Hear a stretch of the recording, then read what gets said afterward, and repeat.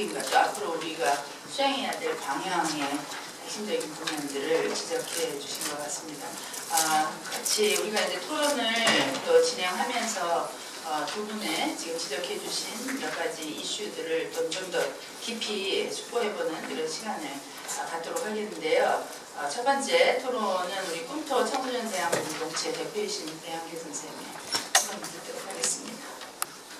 개인적으로 이런 자리가 좀 많이 어색한데요. 일방적으로 진행한다는 게 사실 제 체질에 좀 안 맞아가지고 아까 뭐 우리 김민희 선생님이 뭐 13년 하셨다고 했나요? 제가 바로 20년 정도는 했긴 했는데 그래요. 점점 자신감이 없어지고 위축이 되고 더 모르겠어요.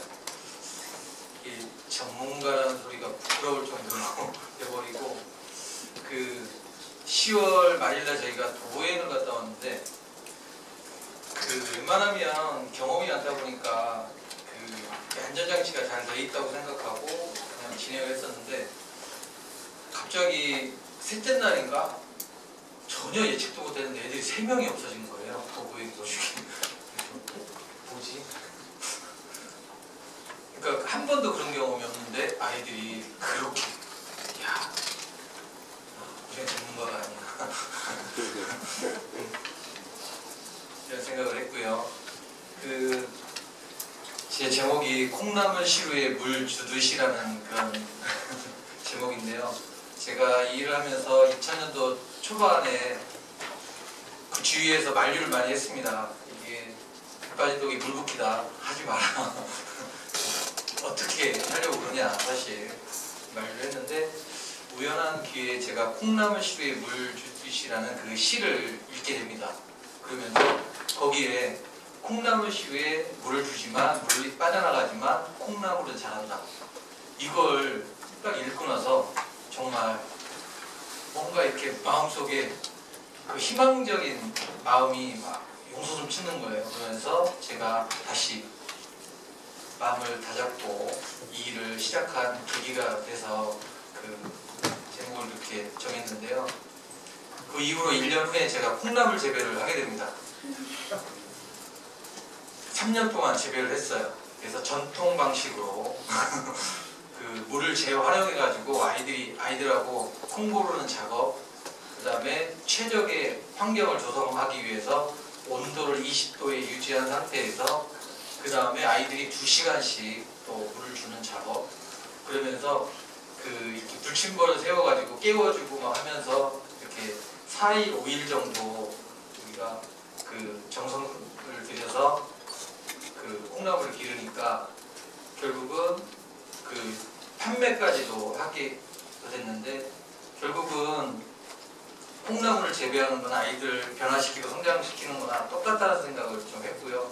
만약에 콩나물 시루에 있는 그 콩에 물을 아이들이 잠결에 대충 그냥 쭉 뿌리고 들어왔다 그러면 일주일 후에 아이들은 콩나물은 바로 그 콩나물의 상태로 얘기를 해줍니다. 그래서 들쭉날쭉 물을 줬다, 대충 줬다. 만약에 골고루 안 줬다 그러면 콩나물을 쭉 뽑아보면 잔털이 생깁니다. 그래서 판매를 할 수 없어서 일주일 내내 콩나물국만 끓여 먹었던 기억이 있습니다. 그래서 콩나물 시루에 물 주고 했고요.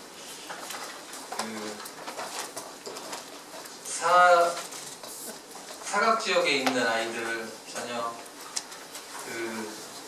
제가 자료를 한번 찾아보니까요. 2012년도에 학교가 청소년 교육부에서 2012년 누적된 그런 내용인데 36만 명이 학교가 청소년인데 절반이 그러니까 17만 명 정도가 상당수가 아예 사각 지역에 놓여 있고 소재 파악이 안 된다. 이런 얘기가 좀 있더라고요. 그 아이들 중에 특히 일본 말로 히키코모리라는 아이들, 은둔형 아이들 대상으로 지금 현재 제가 한 6명 정도 좀 아이들하고 같이 밀당을 하면서 이제 생활을 하고 있고 직접 관리도 하고 있는데 그 내용을 하나하나씩 좀 드리도록 하겠습니다.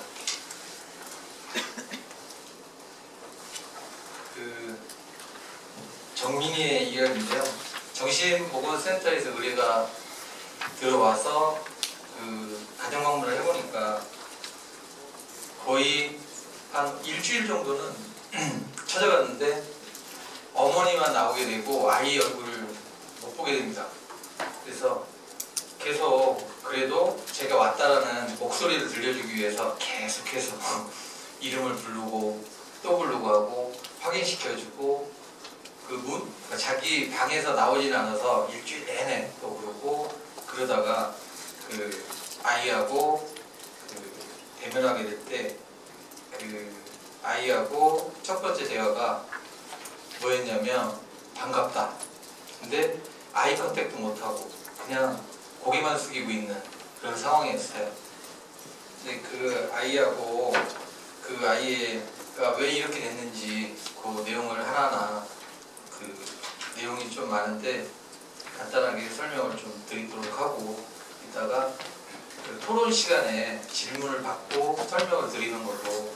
그러니까 제 경험이다 보니까 이 글로서 다 표현을 못해요. 이 아이는 민정이는 10년 정도 제가 관리하고 지금까지도 아이의 좀 보조자 역할을 지금 하고 있는 그런 상황입니다. 지금 직장 생활을 하고 있고요. 그 아이의 어떤 그 사회성의 기초는 부모 자녀와의 관계에서 시작을 하게 되는데 부모한테 충분한 사랑을 받지 못하고 어머니가 지적장애 상급에 해당하는 그런 검사 결과는 나왔지 않았지만 거의 아이를 양육할 수 없는 그런 상황이었습니다. 그래서 이렇게 정민이가 진학하기 전에 벌써 가정 내에서 우리 아이들은 좀 보이지 않는 손으로 정교하게 아이들을 좀 다듬어줄 필요가 있는데 가정 내에서 그런 적절한 돌봄이 안 되다 보니까 그 다음 단계인 학교에서 큰 문제점이 생기게 되는 겁니다. 그래서 아이의 그 내용 중에 그 자서전을 쓰게 됐는데 그 내용을 좀 발췌한 내용인데 간단하게 좀 읽어드리도록 하겠습니다. 어두컴컴한 방에서 죽은 듯이 혼자 누워있는 현실 속이 내가 들렸고 그때마다 쓸쓸하고 공허한 무엇인가 쿡쿡 찌르고 지나가는 것처럼 가슴이 아프기도 하고 방 안의 공기가 무겁게 내 온몸을 누른 것 같은 답답함이 느껴졌다. 불쾌함에서 벗어나기 위해 또 다시 잠을 자고 또 자고 또 자고 했던 그런 아이예요. 그래서 어느 정도로 심각했냐면 그 방 안에 있는 그 문틈 사이에 들어오는 불빛이 싫어가지고 박스 테이프로 다 붙이고 생활했던 정도로 심각했던 그런 아이였습니다.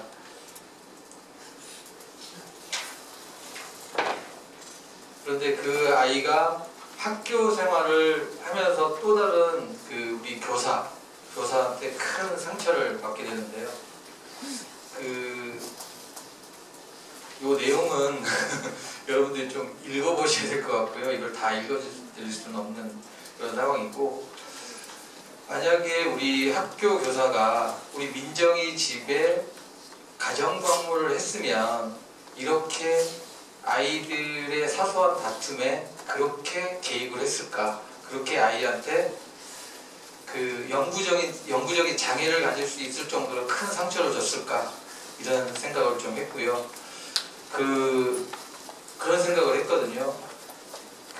이 교사의 역할이라는 것은 지식만 전달하는 게 아니라 부모님하고의 어떤 소통이라든지 또 아이들을 사랑으로서 이렇게 돌볼 수 있는 그런 선생님의 어떤 역할, 이런 부분에서 조금 더 신중하고 그 아이가 왜 그렇게 그런 상황에 놓여 있을까 조금 더 자세히 그 상황을 좀 알아볼 필요가 있었는데 그냥 아이한테 처벌만 한 그런 케이스여서 아이가 그 가정의 문제가 또 학교의 문제로 해서 바로 이어진 그런 케이스입니다. 그래서 그 아이한테 그런 깊은 상처를 가지고 있는 아이한테는 어떤 해결 중심의 사고로 접근해서는 안 되고 더 이상 진행되는 걸 막자라고 생각을 해서 문제 완화 쪽으로 접근을 했고요. 일주일에 한 3회, 4회 정도를 가정문을 방문해가지고 계속 대화하고 또 하고 싶은 게 뭐냐 물어보고 배드민턴이나 또 산책이나 뭐 가까운 곳에 이렇게 그 슈퍼에 다 왔다 갔다 하기도 하고 하면서 그 아이하고 친밀한 교감을 나누려고 노력을 좀 했고요. 그 이후로 해서 그 아이하고 신뢰감이 형성이 되는 상태에서 그 롯데월드라든지 또 석천호수라든지 조금씩 집에서 멀어지는 활동들을 하면서 아이한테 자꾸 세상하고 접촉할 수 있는 기회를 주었습니다.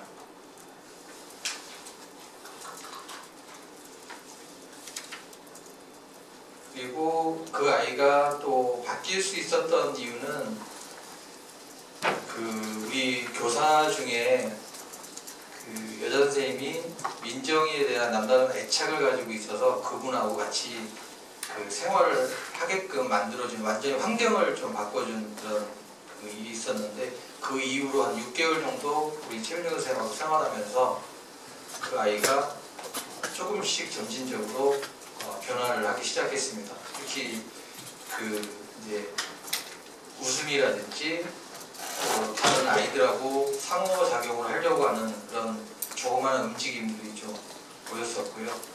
그래서 원래 민정이 그 한 명만 우리 남학생 위주의 학교였었는데 민정이 때문에 여학생 2명을 외부에서 스카우트해서 입학을 좀 시켰습니다. 그래서 원래 여학생을 할 마음이 없었어요. 왜냐면 여학생은 밀린 것 같아서 잘 배신을 안 하는데 그 좀 까다로워요. 그래서 정말 이 껍질을 벗기면 벗길수록 더 몰라요. 그래서 너무 살펴줄 것도 많고 또 그 속을 모르겠어요, 사실은. 근데 민정이 때문에 상호작용할 누군가가 필요했던 거예요. 멘토가 필요했던 거예요. 그래서 또래 아이들 2명을 스카우트해서 그 아이하고 생활을 하게끔 하면서 더 좋아진 케이스입니다. 그리고 그 이후로 그 좋아졌다가 나빠졌다가 좋아졌다가 나빠졌다가 많이 했고요. 그 다음에 너무 심해져서 이 아이는 어느 정도로 집에서 이렇게 소극적인 아이가 집에서 왕처럼 지냈던 거예요. 근데 그 사실을 저는 뒤늦게 알았거든요. 알고 보니까 집에서 물 한 번도 지 손으로 잘 안 떠먹었던 거예요. 왜냐면 엄마 아빠를 이렇게 막 시킨 거죠. 물 떠와. 그리고 안 하면 그 민정이 거기서 거의 왕 노릇을 한 거죠. 그러면서 뜻대로 안 되면 방문 부시고 그 다음에 식탁 유리 깨고 그 정도로 아주 심각했어요.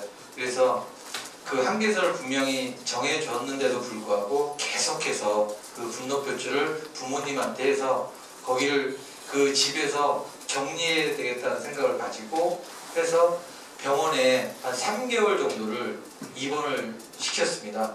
그래서 그곳에서 생활을 하면서 제가 또 면회를 왔다 갔다 하면서 그 아이의 상태도 파악하고 또 주치의하고 어떻게 했으면 좋겠는지 아이의 어떤 양육 환경이라든지 어떤 쪽으로 이 아이를 지원하는 게 좋겠는지 의논을 좀 하면서 다시 3개월 후에 이 아이를 그 훈트학교에 입학을 시키게 됐고 그 이후에 점진적으로 기숙생활을 못하고 또 이제 등하교 형식으로 했다가 다시 또 기숙으로 했다가 하면서 고등학교 2학년 정도에는 완전히 그 생활과 교육을 동시에 하면서 아이가 마음껏 웃고 마음껏 자기 생각을 이야기하는 그 정도까지 수준이 와서 우리 졸업식 때에는 그 자서전을 읽으면서 또 자기의 특기인 어떤 춤이라든지 노래라든지 이걸 통해서 아이가 그 자기 효능감을 갖는 그런 아이로 변화되고 성장한 그런 케이스입니다.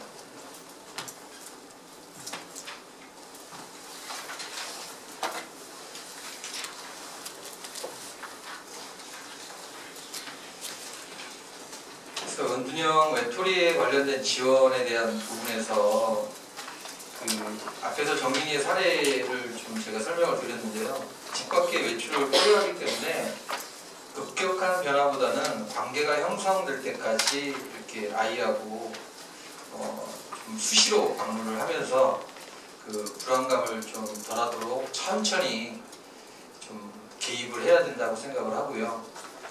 조금 더 좀 미시적인 접근, 좀 작게 개별적으로 이렇게 접근하는 게 저는 좋다라고 좀 생각을 하고 있는 입장이고요.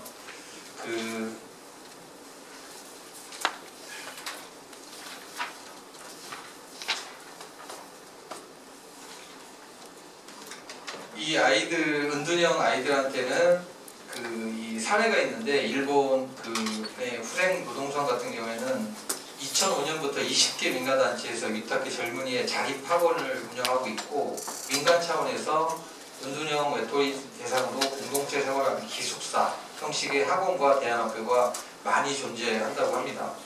그래서 은둔 생활 전부터 이미 불규칙한 생활 습관이 몸에 배인 상태이기 때문에 가정 내에서 일상생활을 할 수 있도록 돕기에는 한계가 있으므로 새로운 환경에서 새로 시작할 수 있도록 돕는 것이 굉장히 효과적이라고 좀 말씀을 하시고요. 특히 뭐 K2나 이런 데에서 아예 일본에서 떠나서 아예 우리 한국에서도 지부가 들어와 있다고 하더라고요. 그래서 아예 새로운 환경으로 아이들을 바꿔주면서 그곳에서 아이들이 자립할 수 있도록 한다라고 하면 80% 정도의 효과성이 있다라고 말씀하시더라고요. K2에 계신 근무하시는 분. 그런 말씀을 좀 하셨고, 특히 문둔형의 아이들 같은 경우는 복지 사각 지역에 놓여 있는 이들에게 사실 지역사회 안에서 이런 지원 체계를 저는 확립을 해야 된다고 생각을 합니다. 사실은 제가 이 은둔형 아이들을 함께한 계기가 지역교육 차원에서 사실은 아이들을 가정 방문을 통해서 이렇게 보다가 그 아이들을 발견하게 된 거거든요.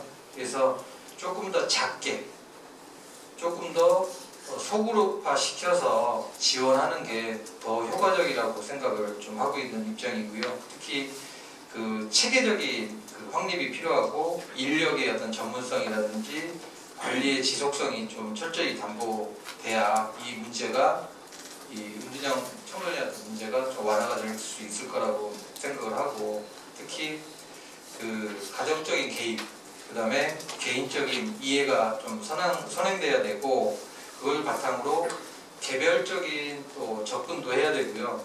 그 다음에 조금 더 저는 주먹구구식으로 했다고 생각을 해요. 조금 더 체계적인 매뉴얼이 좀 만들어져야 된다고 생각을 하거든요.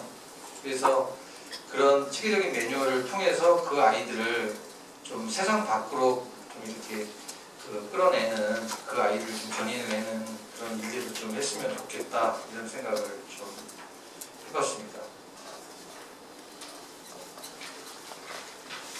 예, 그리고 사실 저는 질문을 받고자 좀 했었거든요. 그래서 차라리 이따가 좀 관심 있는 분들한테 질문을 받고 거기에 대한 경험치를 말씀을 좀 드리는 게 훨씬 더 나을 거라고 생각합니다. 이상입니다.